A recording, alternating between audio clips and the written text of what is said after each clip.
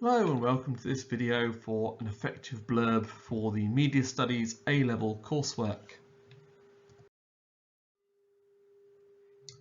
One of the things you might consider then is how you write a blurb in the first place. They're renowned for being quite complicated, overly difficult things, even though the main concept is actually quite easy. Can we talk about book blurbs? How much should one disclose? Spoil the inciting incident? Cover the romantic subplot? If multiple timelines or point of views, do I need to mention them all? This may be the hardest thing I've done except pick the title, but that's another headache altogether. Yes, we most certainly can talk about book blurbs. Book blurbs have to be one of the most difficult things that you will ever write. Yes, way more difficult than your book. Because, I mean, think about it. You're trying to take your whole book and then squish it into like 300 words, maybe less. You probably needed like 100,000 words to tell that story, not 300 words. So it's tricky for sure. The biggest mistake people make with book blurbs is by making them too extreme, one way or the other. And what I mean by that is they will either be way too vague or way too detailed. So some book blurbs will be like 500 words long and they are so detailed, naming all these characters, going into all these specific details about specific plot points, and by the time you reach the end of the book blurb, you feel like you've already read the whole book. And that does not sell you on the book. Okay, nobody's gonna buy the book if they feel like they already read the book and they know what's gonna happen and it doesn't even sound that interesting to them. On the flip side of that, we have the too vague book blurb, which is that we don't tell you any specific details. We just tell you like there's secrets and there are lies and there's drama and this person said this about it. Don't you want to buy this book? No, actually, because I have no idea what it's about. So it's really a matter of finding that equilibrium between those two things. How do I keep it mysterious so that people will want more, so that they'll be hungry for more and want to read the book? But how do I also give them enough detail so that they have an image in their mind and they can see some of the stuff that's going to happen in this book, but not all of it, okay? You want it to be like a good movie trailer, and you want it to be like a mental trailer in the person's mind, okay? I'm sure you've seen a lot of movie trailers where you feel like you watched the whole movie. That was a good movie, only lasted 4 minutes. But on the flip side of that, you also have probably seen trailers that don't give you like hardly any information to go on, and you're like, I don't really know what that's about. A lot of cool B-roll, maybe some cool music, but I don't really care about any of the characters because I don't even know who they are, what their names are, what they're struggling with. What is this story about? So there we have it, some of the difficulties of writing a blurb. Can we talk? Here on the screen then is what the exam board want to see in your blurb, in your coursework. They would like a promotional blurb for the film, including reference to narrative description and equilibrium. Now let's break that down for its key words and find out what those mean. So first off, a blurb is a short set of reasons why you should watch the film or TV series. A narrative is the story of the film or series itself. The narrative equilibrium is what is normal in your film, the world that your characters live in, or the setting. A narrative disruption is what causes the problem or issues in your film, i.e. the plot devices that cause normal life in the film to become dramatic or difficult. This links to Todorov's narrative theory. He believed there are 5 different sections to the average program and 5 different things that you ought to be covering in your average storyline. He believed that number 1 is that a program will establish a state of equilibrium. Everything is as it should be in that particular TV series or movie world. Number 2, the director or storyteller will give a disruption. They will tell us about something that disturbs the equilibrium, something that isn't right that the characters have to solve or overcome. Number 3, there's a recognition that the disorder has occurred. The main characters suddenly wonder why this thing has happened, or recognise that there is an issue or disturbance in their idea of what is normal. Number 4, those characters will then attempt to repair the damage of that disruption and overcome the problem that they face. And number 5, there is a return to or restoration of that equilibrium. The characters are successful, the evil or the problem is resolved, and so the original equilibrium returns. Here then is the DVD cover and front and back cover for the TV series Returned, an international TV series that was made in France. You can see the blurb on the left-hand side there at the top of the page. It's in two sections. The first section gives a synopsis or brief detail of the film or TV series, giving an idea of the equilibrium and the disturbance. The second section explores the reasons why you'd want to watch the DVD. It might give ideas of the different awards it's won and some of the other TV series in a similar genre that's been successful. The blurb is normally at the top of the page and normally a larger font than the billing block. It's normally centralised and roughly 200 words long. Let's then take a look at Imdb, which gives short synopses for films of your genre. It's a good place to start when finding out the kind of thing you want to cover for your own fictional storyline. The excerpt below is for The Returned, a French TV series for international distribution. You can see it's quite short and just simply tells us the basics of the plotline. In a small French mountain town where everyone knows each other, the dead begin to inexplicably return as if their death never happened. This forces the townsfolk to confront their difficult past as they seek to understand this phenomenon. You can see in red the equilibrium and in purple the disturbance. Now this isn't particularly well written, it's just simply a basic facts of the TV series. Please now consider how you can make this more powerful, more effective, more interesting to read for the people who might want to buy the DVD cover, the DVD series for themselves to take it home. What words or vocab could be added to this to make it sound more exciting, more in keeping with its, in this case, horror-based genre?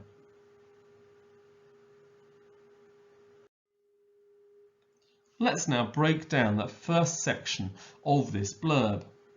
You can see the DVD cover reads, "In The Returned, a small community in the idyllic French Alps is thrown into shock and confusion when loved ones who have been dead for years inexplicably return to their homes.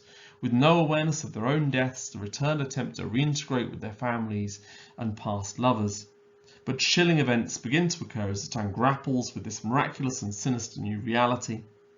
Notice how the vocab level reflects the target audience. Here it is high level, reflecting the artistic sentiments behind the TV series and the French poetic form of the TV series itself.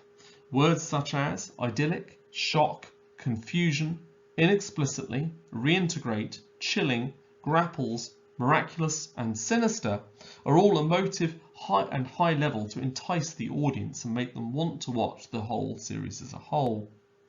As you can see, the equilibrium is a small community in idyllic French Alps, and the disruption in this case is the loved ones who have been dead for years returning. Here are some other blurbs from the back cover of different genres of films or TV series. Read these through, see if you can guess what the film it is, and these form different genre-based examples. You've got a love story there, you've got a horror, and you've got an action film. So what should you do first? Well, describe where your product is set.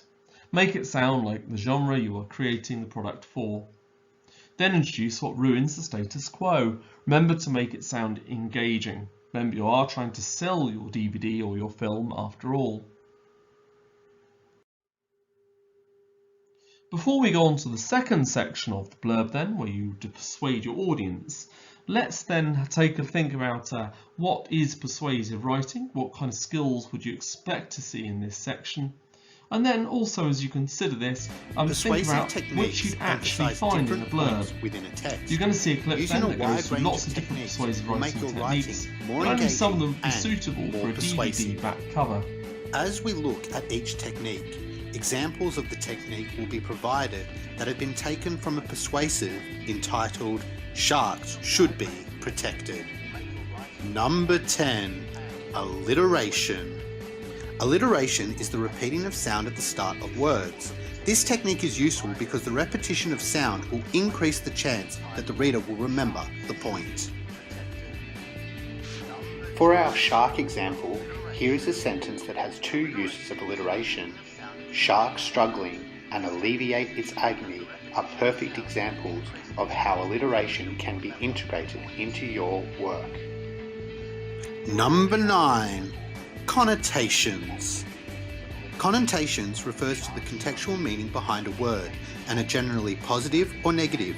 For example, if you wanted a positive connotation for the word thin, you might use slim or slender. For a negative connotation, you might use skinny or anorexic.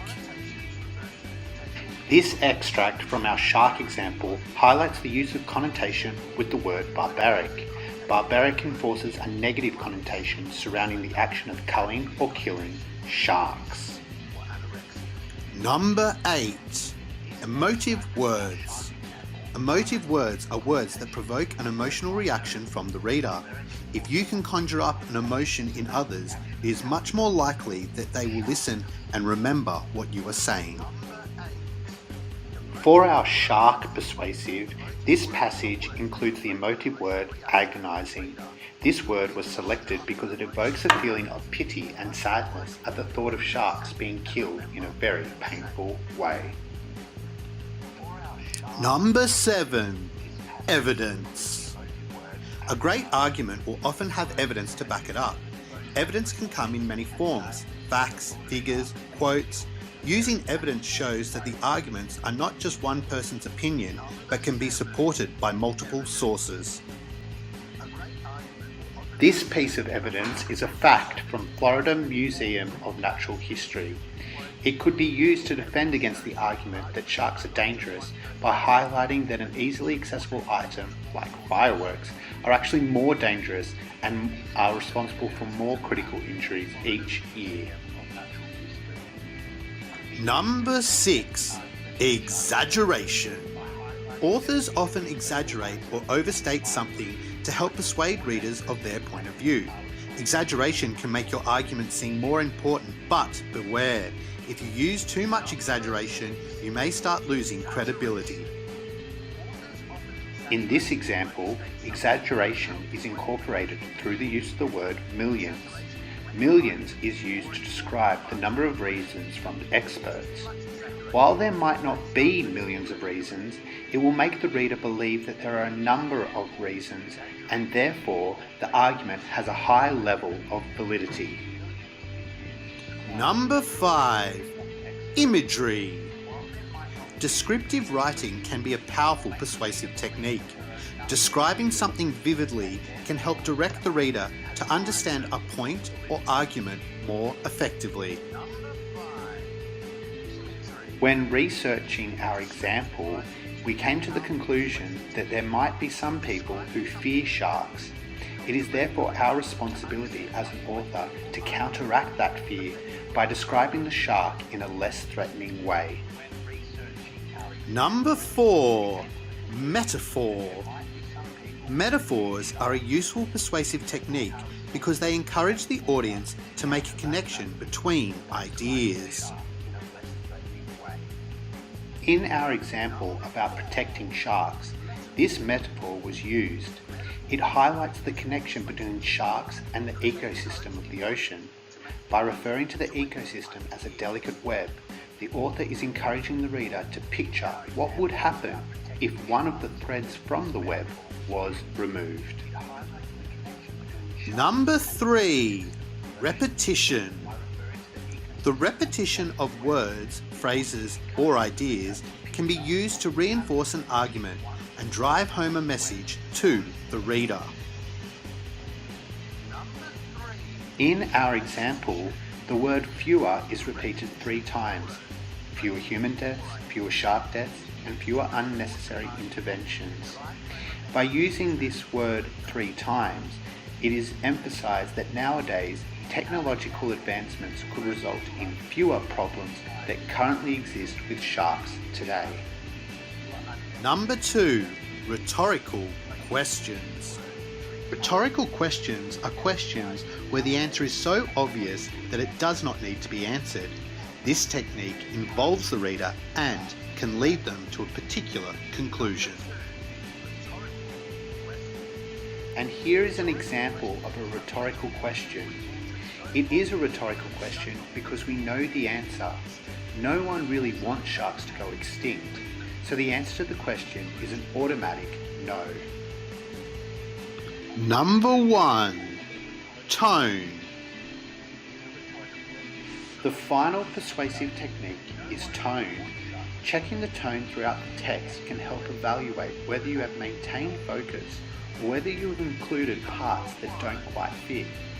These 5 examples may help you discover what tone you have created for your writing. And there you have it. Top 10 persuasive techniques to use in your persuasive writing. Now, the average DVD cover will use lots of different techniques to grab your attention and persuade you to buy the contents. This is once again the second half then of the TV series Returned and its DVD back cover. Winner of the International Emmy for Best Drama, The Returned, or Le Revenant, is an unprecedented worldwide smash hit series with the highest rated Canal Plus drama in history in its native France. Deep, mysterious and remarkable Los Angeles Times, gorgeously photographed and featuring a stunning, evocative score by Scottish post-rock band Mogwai. The Return synthesises elements of classic mystery series like Twin Peaks and Lost with an original and profound spin on The Walking Dead, resulting in one-of-a-kind television sensation. There are lots of features here that are designed to be effective to persuade you to watch. It covers awards won, exaggeration of the best elements of the programme, quotes from respected newspapers or specific publications in the genre, i.e. Empire magazine, high-level vocab, links to other target audiences, in this case the fan base of popular band Mogwai, and links to intertextuality. Now, intertextuality is where a TV series or film deliberately links to other, more popular products. These are products then that are already proven popular, so the demographic of those series are more likely to watch. In this case, it deliberately links to the American series Lost and the 1980s surrealist TV series Twin Peaks. Here then, once again, are some persuasive sections of other genres and their DVD covers. You can see by reading them, it uses many of the techniques that you've just seen in the video. So, to improve your own blurb or add to your own blurb, please research popular, well-known films or TV series that are like yours. This can be done by simply typing in the genre of the film into Amazon and seeing what the website recommends. Click on those and you'll see some reviews of those TV series or films that you can hijack different words or phrases from that link to your particular genre. You could also look up respected newspapers or review magazines that you can claim quotes from. You can make a vocab bank of phrases that similar products use. Then, using this planning and this research, write a short paragraph of 150 words to persuade your audience to see your product and buy your DVD. Remember to link to other famous products of the same genre. Thank you very much then for listening to this video talking through how to write an effective blurb.